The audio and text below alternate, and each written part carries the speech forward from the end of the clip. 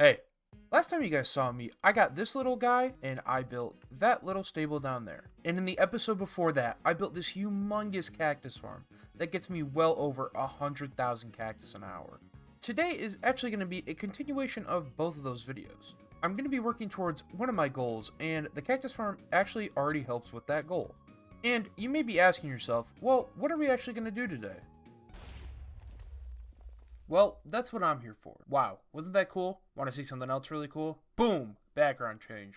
Gotta admit, that was pretty good, huh? Anyway, in Minecraft, there are 16 different colors of dye. Those being white, light gray, gray, black, red, orange, yellow, lime green, green, cyan, blue, light blue, purple, magenta, pink, and lastly, brown. Most of these dyes can be farmed, with the exception of two, those being gray and purple, both requiring to be crafted with white and black and red and blue, respectively. The rest can be farmed using various methods, like smelting cactus to make green dye, crafting ink sacs from squids to make black dye, white dye being made from bone meal, lime green dye being made from smelting sea pickles, and brown dye being made from crafting cocoa beans. And the rest can be made from flowers. And some dyes can even be crafted using 2 tall flowers, which will be very important later. But that's really all you need to know about the dyes in Minecraft. And today, I'm going to be making a farm for each and every one of them. Wow, that was a lot of information. I sure hope you guys got all that. But I think I'm going to start with what I think is the easiest farm, and that's the squid farm. I think that this is going to be the easiest farm to build because it really only takes 4 types of blocks.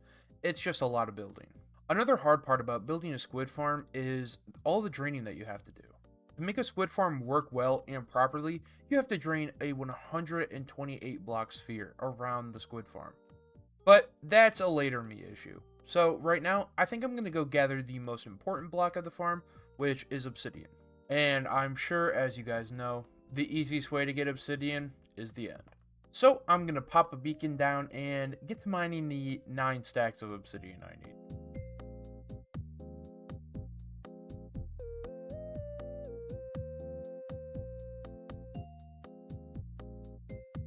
So as you can see, I have all the obsidian that I need, all 9 stacks, and it really didn't take me too long. But now I am on my way to a desert, so I can get all of the sand that I need for glass, and all the sand that I need for the concrete. But while I'm here in the nether, I might as well just go ahead and stop and get all the shroom lights that I need. Alright, so I found a nice forest that I can gather all these shroom lights in. So I'm just going to go around and gather these with my axe, as it really doesn't take too much time. So as you can see in the bottom right, I need about 11 stacks of sand and about 6 stacks of concrete. So I'm going to go ahead and gather some of the sand, smelt it down, craft it into the concrete and white stained glass, and then I have everything I need for the farm.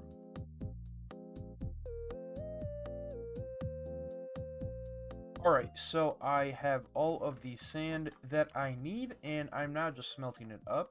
However, when I was looking through some of my chests, I noticed that I had an extra shulker box, and it was almost completely full of white concrete. So that is just one less thing that I need to gather for this farm. Alright, so now that I have all the obsidian, shroom lights, white stained glass, white concrete, and some ice for the water streams, it is now time to go find the perfect spot to build this farm. Alright, so I have scouted out an area, and it is quite far this way. As you can see, it's over 2,000 blocks in this direction.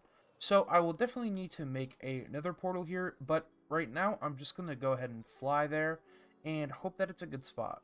Alright, so I'm here at the spot that I scouted out, and I'm actually going to use a really neat feature from the mini HUD mod. I'm going to go ahead and toggle on the overlay biome border, and then if I just click H, as you can see, this will now show me the borders of what biome I'm in. And if I go ahead and partner that with my map mod that shows me the exact biome I'm in, you can see in the top right, when I'm in this part of the green area, it's a river, but over here it's a forest. So now I just need to go through this river and find a spot that is big enough to fit the farm, that does not have much water around it, so I don't have to drain too much.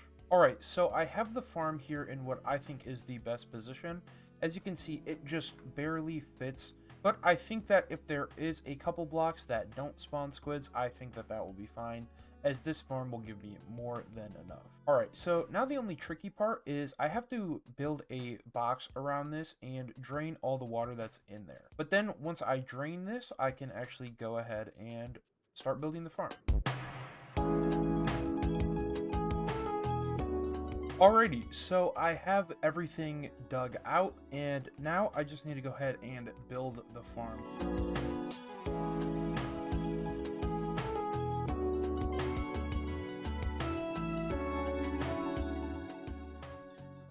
Because this farm is a two-dimensional farm, that means that the killing chamber and the collection of the squids is in the nether, meaning that I needed to get onto the nether roof and break some bedrock. This was a task in itself, as I needed to get this piston in a very specific state that when broken would break the bedrock underneath. After successfully breaking the bedrock and not trapping myself on the nether roof, I traveled to the coordinates that coincided with the coordinates of the farm in the overworld, allowing me to link the portals together, which allows me to build the collection system.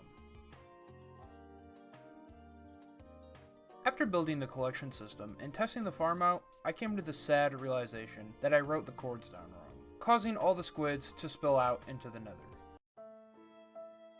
Meaning I had to rebuild the whole collection system, but after letting it AFK for a little bit, it was well worth it.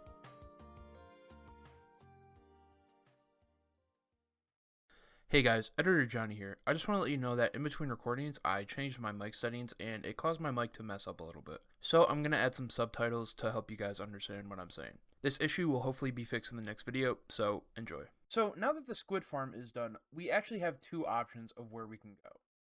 The first way is building a bone meal farm, because every other farm that I need is going to need bone. So I can go ahead and build it now, AFK it, and get all the bone meal that I'll need for the rest of the video. And I think it makes sense for me to just go ahead and build the bone meal farm first, which is actually why I'm over here. This is where I want my industrial district to be, and I think that I'm going to build the farm somewhere around here. This is a pretty big island, and I don't want to make everything too close together, but I think right about here should be alright. Now, for this bone meal farm, I need over 10,000 items, and almost 2,000 are hoppers. So, since I need so many items, I think a quick item gathering montage is in order.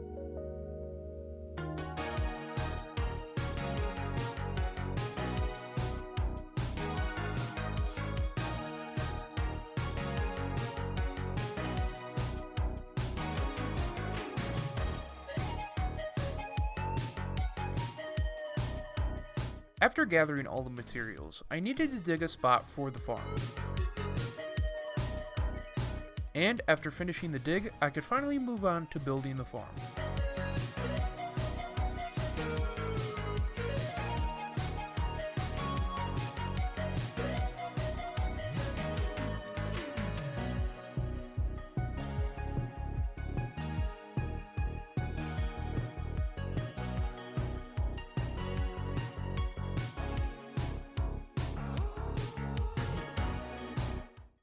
So, as you guys can see behind me, the bone meal farm is officially done.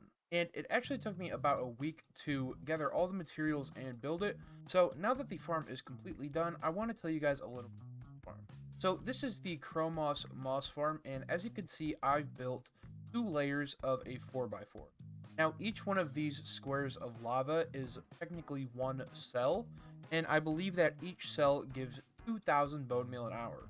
So that means that one of these layers will give about 32,000, and because I built 2, I'll get roughly 64,000 bone meal an hour. But to store all the bone meal, I have 8 4x hopper speed box loaders on each side. This is a bit overkill, but in the future, I hopefully want to expand and make more layers, meaning that this all could be used. And then right here, what I'm actually standing on is a shulker box crafter. So in here you input your logs, and in here you input your shulker shells, and in here you input your dye. Now down here is the output, and as you can see, there's quite a few in here. But once there are none left in this, it will trigger the machine and start crafting. And then down here is the actual storage. This is a bulk storage that I found on the Storage Tech Discord server, and each of these chests has a slice behind it. Each of these slices can hold up to 1.7 million items each, which is quite a lot, especially because I have 9 slices, meaning that this can hold well over 10 million bone meal. Now, I have been AFKing at it for quite a bit because I can't really do much while it's running, but as you can see, this bottom chest is completely full, and if I go up here, you can see that this has 1 shulker box in it, so I have well over 1 million bone meal in this slice alone, all for me to use. Now that the most important farm of the video is done, I can officially move on to all of the other dyes. I think that the next farm I'm going to build is going to be the sea pickle farm, and I think I may put that right about here. I want to try and keep most of the dye farms in close proximity to each other, so for now I think I'm going to go ahead and start getting the resources for the sea pickle farm, and probably dig out an area right around here. For the sea pickle farm, I needed a lot of the same materials I needed for the bone meal farm. But luckily, I already had some leftover materials from the bone meal farm, meaning that I didn't need to go out and gather a lot. But I still did need to go mining for some of the redstone components. After gathering everything that I needed for the farm, I could dig a hole to put the farm into. And after digging the hole, I could build the farm. This farm was a pretty easy build, but there was one tricky part that I eventually just gave up on because I couldn't get it to work. Luckily though, this should not affect the farm in any way. So as you guys can see, I've finally finished the entire sea pickle farm. I dug it down to, I believe that this is Y64. This is what I want the entire floor to be on for this entire island, actually. But right here we have the collection area. I decided not to make a bulk for this because I don't plan on running it very long. So I decided that 18 double chests was probably more than enough. And then right up here, this is where I input the filter boxes for the box loaders. And these are just the same box loaders that I have over there. They're very simple, efficient, and I like them a lot, and probably see them more throughout the world. And then right here is the lever to start the farm, and up here is the bone meal input. Now I just decided to make a bunch of double chests up here because I didn't want to make a shulker box unloader, as I just thought that it was too bulky and didn't make sense for up here. So now the last thing to do is put all the bone meal in here before I can actually run the farm. Now I don't think I'm going to fill this all the way up as I don't really need it, and I'd rather use the bone meal somewhere else. So I'm just going to go ahead and fill up these first 4 double chests with bone meal, and that should give me more than enough for what I need. So after filling up some of the chests with bone meal, I was able to start the farm for a little bit. This allowed me to fill up all the filters, making this farm officially done, meaning that we can mark one more dye off of the list. Alright, so now that we have the farm behind me done, we have officially made a farm for 6 or 7 dyes, meaning that this next farm will put us halfway. This farm right here. And you can't really see it, so let me clear this area out real quick.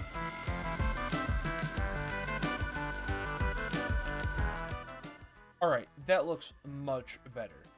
Now we have a flat surface and a big hole that I can build the farm in. And now it's time for me to super quickly get all the materials. So this farm needed a lot of materials that most of the other farms also needed, like redstone blocks, droppers, note blocks, cakes, and witherheads. You know, the usual. But I also needed a lot of materials that I did not have. So I spent the weekend gathering a bunch of raw materials. This saved me so much time in building the rest of the farms and allowed me to build this farm so much quicker. I also surpassed 1,000 days in this world while I was gathering those materials. And after gathering all the materials, I built the farm. Now, I would be lying to you if I said that this was my first time building the farm. The first time I built the farm, I messed it up pretty bad. So I had to tear it down and rebuild the whole thing. Now, I would explain to you guys how the farm works, but all the clips of me doing it sound like this. So I ran this farm for a little bit, and this is all just from testing.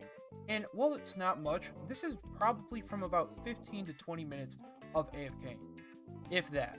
And through my testing, I also went through a lot of bone meal. So it's safe to say that this farm is pretty bone meal heavy, but luckily my bone meal farm over there should be able to support it. But now that this farm's done, it's time to move on to the next one. And this farm is actually a 4-in-1, so we can mark off 4 different dyes. And it's going to follow the same theming as the rest of these farms. Dig a hole, collect the materials, and then build the farm. So, believe it or not, this farm actually used basically all of the same materials as the other farms. So, I'm not going to bore you with that. But, after I gathered all the materials, I dug a hole, and then I built the farm. Now, this farm did give me a little bit of trouble because I had to align some hopper minecarts onto some regular hoppers. After figuring it out, I fixed it and the farm worked perfectly. So it's been about 2 or 3 minutes, and as you can see, we now have a full box of each of the flowers. And because these are actually 2 tall flowers, they give you 2 dies, meaning that this is actually 2 shulker boxes of each of these. So now that that farm is done, we can finally mark 4 more dies off of the list. And now I just gotta go repair my electric real quick, and we can get on to the last 4 farms. So I'm here on my creative copy of my world. As you can see, these are all the farms that I've built throughout this video. But this is the last farm that I have to build. And like the last farm I built, this is also a flower farm. But this farms 1 block tall flowers. But you may notice that this is only 1 farm, and I have 4 more dies that I have to farm. So I have to build 4 of these farms, 1 for each type of flower that needs farming.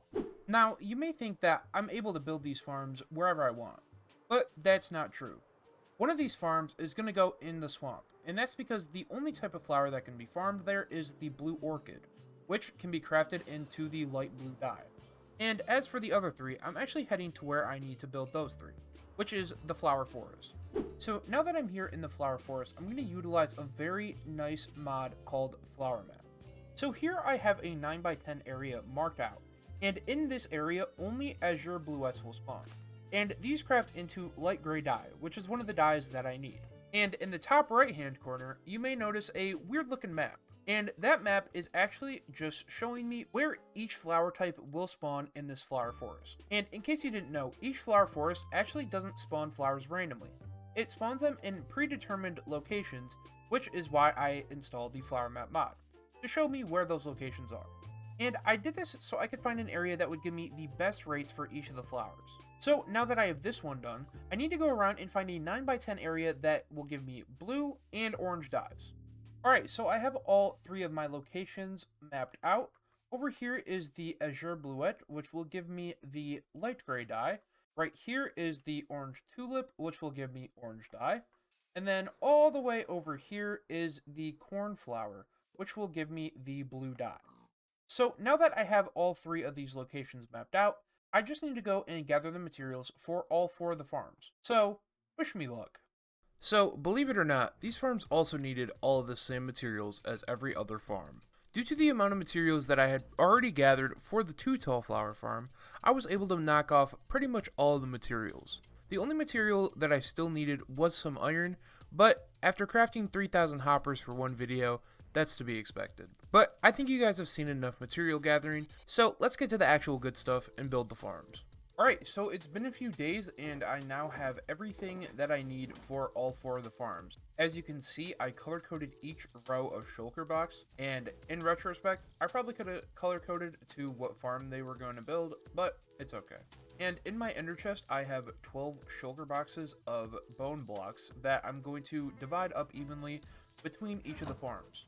So the first farm that I'm going to build is actually going to be here in the swamp, and that's because I want these flowers right here, which when crafted up will give me light blue dye. So I'm going to go ahead and clear out this area and start building the farm.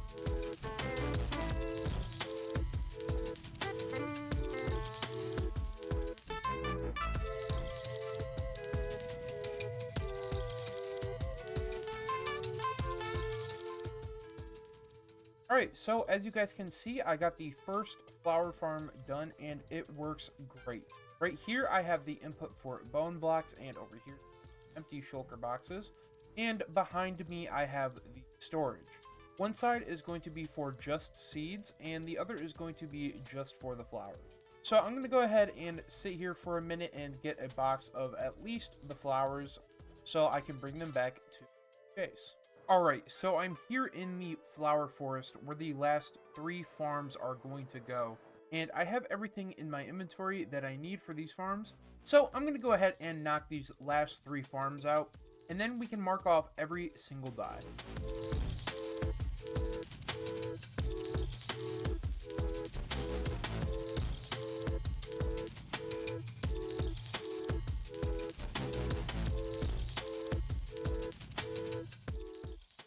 Great, so a couple of hours later, and I have all 3 of the farms done. This one is the orange farm, this is the light gray one right here, and over here I have the blue one. Now, I also let the farms run for about 5 minutes each, and it gave me a full shulker box of each of the flowers. So it's safe to say that these farms are very efficient. So with all 4 of the farms done, we can finally mark off every single die. If you guys enjoyed the video, make sure to like and subscribe, as it really helps me push forward to continue making these videos for you. I'm really excited for what's to come in the future, as I already have plans for the next couple of videos. But to see those, you're going to have to subscribe. So thank you again, and I'll see you next